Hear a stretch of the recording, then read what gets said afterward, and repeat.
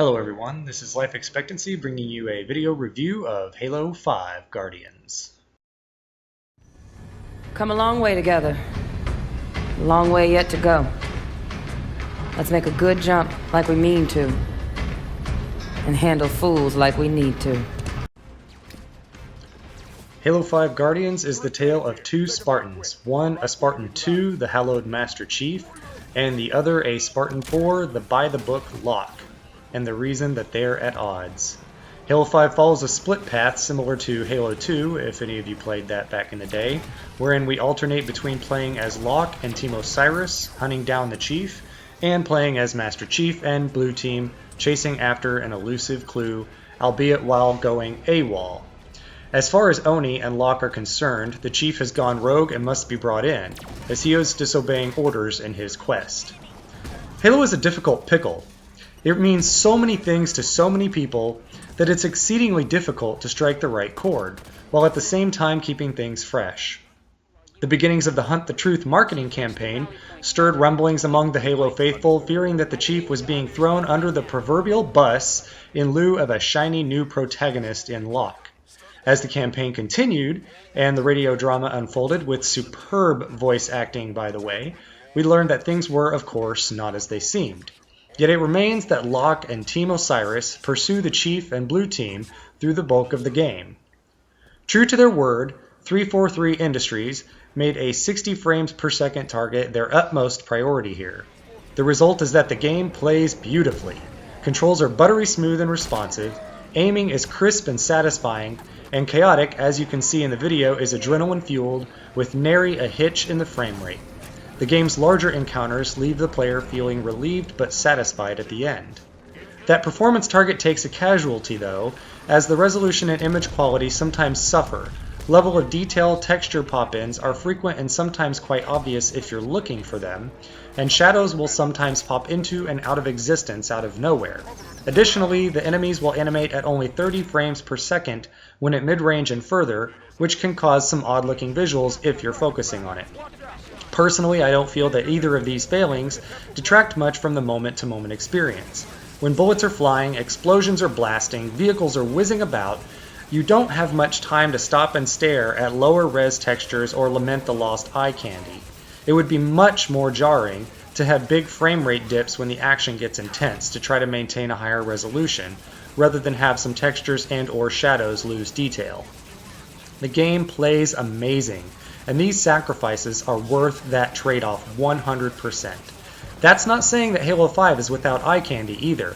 Levels like Swords of St. Helios, with achingly realistic looking weathered rock formations and towering ancient statues, are a feast for the eyes. Your ears will not suffer either, as 343 Industries has honed the sound effects and surround sound channels perfectly to give the orchestral music so cherished in the Halo series, as well as the sounds of battle, a theater-worthy platform to enhance the overall experience. Relatively new to the Halo series, Halo 5 also has some serious boss encounters.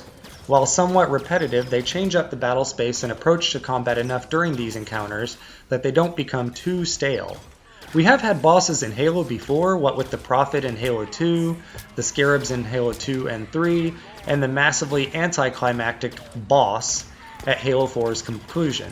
I'm sorry 343 Industries, but QuickTime events do not, a boss fight, make. Although they seem to have learned that lesson, as we don't have any QuickTime events here. Halo 5's bosses are the most satisfying to take down, but also the most frustrating to fight at times. The first encounter is especially taxing if playing solo legendary, as the the player is left with no power weapons and a very confined battle space with multiple enemies spawning mid-fight. One slight issue with the gameplay though is that the enemies tend to feel a bit too bullet spongy, especially those aforementioned bosses. Whereas elites used to only take one fully charged EMP from a plasma pistol to pop their shields, some now take a few extra shots after the initial blast to drop their shields and prep them for the headshot. This can be frustrating for veteran Halo players at times, as instincts honed over more than a decade of Halo are subverted by stubbornly resistant foes. Another twist to the campaign is an extreme focus on cooperative play. Playing through on Legendary, it is especially apparent that 343 Industries tuned the game to be shared with friends, because the AI of your 3 computer-controlled Spartan squad mates is about as intelligent as an aborted dodo fetus at times. Even if you direct them to a specific location with the D-pad command, they will simply run pell-mell to get there right through enemy fire, usually dying on the way. To top it off, if they survive, they'll sit there for a few seconds, sometimes not even attacking a single enemy, before carelessly jaunting their way back over to you like a lost puppy looking for its owner. This lack of intuitive movement and action for your squad mates makes playing Legendary by yourself somewhat of a chore, although the struggle is manageable for Halo vets, which will likely make up the bulk of folks attempting to do Legendary solo. The online co-op is fantastic, however, which is a first for the Halo series. The dedicated servers mean nearly lag-free co-op as opposed to the lockstep programming in previous entries. Can't speak today. This is huge and will not be overlooked.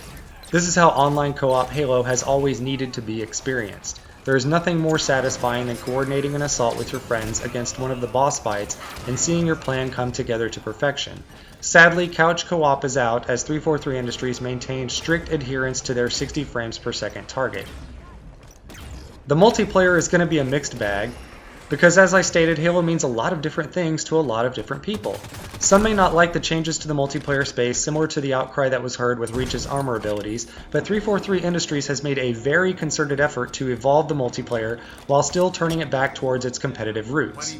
Pros may lament the fact that power weapon timers are announced in-game and have waypoints indicating their spawn locations, allowing players of lesser experience to anticipate their spawns and make a break for them. Gone are the days of memorizing spawn timers and using that as a means to one-up your opponent. Things boil down to who can outplay whom. Even starts, power weapons on the map, and balanced gunplay in Arena stand a solid chance to make a truly competitive Halo space again with a very high skill curve. The unlimited sprint, clamber, and thrust packs may seem like they'll make it too fast-paced for a Halo game, but these changes are in keeping with the times. While sometimes it does in fact feel a little fast for those that cut their teeth on Combat Evolved through Halo 3, the fact remains that the core feel is still decidedly Halo, and the return to a more competitive play space in Arena means that a lot of old fans may find something new to love. I had a chance to try all the game modes, and they all played superbly apart from Breakout. This will be a preference issue, as it plays reasonably well for what it is. However, not being a fan of single life spawns and super confined spaces, it felt the most out of place to the series for me. For the more casual base, Warzone also offers up a new and different experience, a sort of combination of firefight and big team battle from Halo's multiplayer in releases past. I did notice some instances of rubber banding, but I felt it was likely due to more due to people's location and ping to the servers during the pre-release playlist, because after launch, matches ran flawlessly. I had no lag whatsoever, I had no rubber banding, the performance was excellent, and matchmaking times have been very short. Having played all of the peer-to-peer Halos over the years and having suffered the Master Chief Collection's matchmaking woes as well, I can confirm that the dedicated servers in Halo 5 do make an absolute difference. The bulk of the matches I've played have been very solid performance-wise, which has led to some fantastic pitched battles of cat and mouse between the teams. Guardians has a pretty hefty achievement list, with 65 achievements rounding out the 1000 gamer score. As is par for the course, there are obligatory achievements for finishing each mission, as well as a quadruplet for finishing the game on each difficulty, and one for solo legendary as well. A good bevy are set aside for a full co-op playthrough, with heroic being required for the last.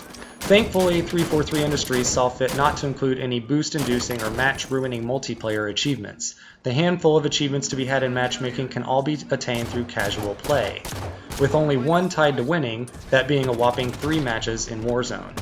There are a few for collectibles, including 117 items of intel and 13 skulls. Overall, it's a very manageable list with no grindy achievements, and the only daunting one being that solo legendary run. At the end of the day, I say with confidence, in my opinion, that 343 Industries has at last hit the nail on the head here. It is a return to form for the franchise, something that lives up to the legacy set by the OG and 360 days of the Master Chief. If the old guard gives the new Arena mode a chance, they'll see that, despite the changes to movement and aiming, it lives up to its competitive roots. The campaign, while campy and forced at times as so many space operas are, is arguably one of the best in the series, with more open play spaces and more ways to approach combat. While a few nagging flaws like the image quality, bullet sponge enemies on Legendary, and brain-dead AI teammates while solo hold it back from hitting perfect marks, it sits high atop my list of must-haves on the Xbox One, even if nothing tops Ori and the Blind Forest. Thanks for watching everyone, and have an awesome day.